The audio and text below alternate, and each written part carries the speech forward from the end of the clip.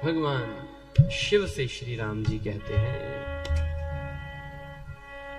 कि विवाह कर लो।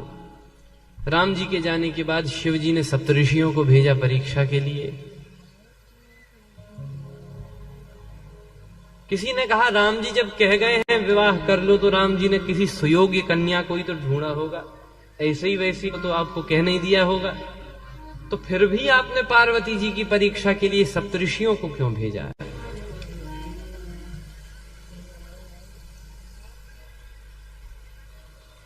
श्री राम जी ने कह दिया, विश्वास होना चाहिए। शिव जी ने कहा देखो सो बात नहीं है, बात ऐसी है कि जो ये पार्वती हैं ये पिछले जन्म में सती थी और सती जी ने मेरे भगवान को बिना परीक्षा के स्वीकार नहीं किया।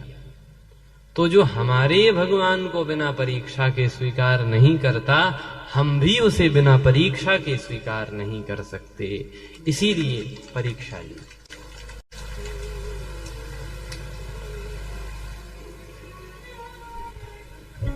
अब तो परीक्षा में पास हो गई। जो ये पता चला, भगवान शिव इतने प्रसन्न हुए कि समाधि लगाकर बैठ गए।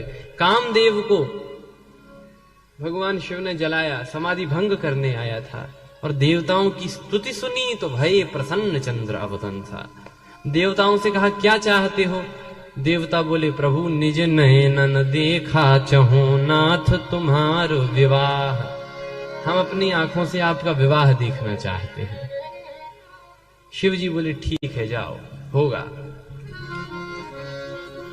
शंकर जी के गणों ने कहा कि बाबा विवाह के लिए तो हां कह दिए हो, घर में कुछ है? शिव जी बोले कुछ नहीं है।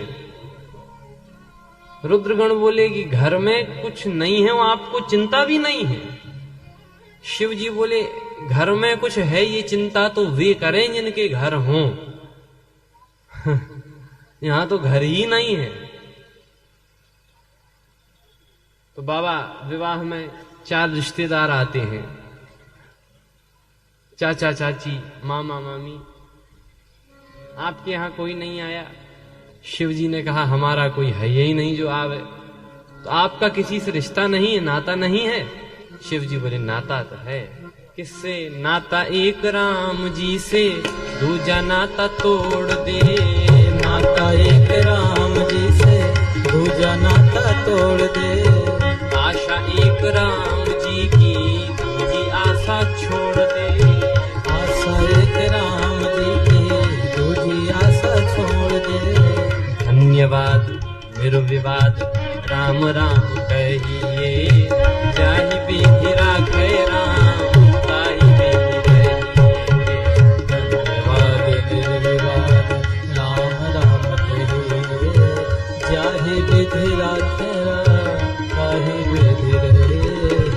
सीताराम सीताराम सीताराम सीताराम सीताराम सीता सीताराम सीताराम सीताराम कहिए। सीताराम सीताराम सीताराम कहिए, जाहि विधि राखे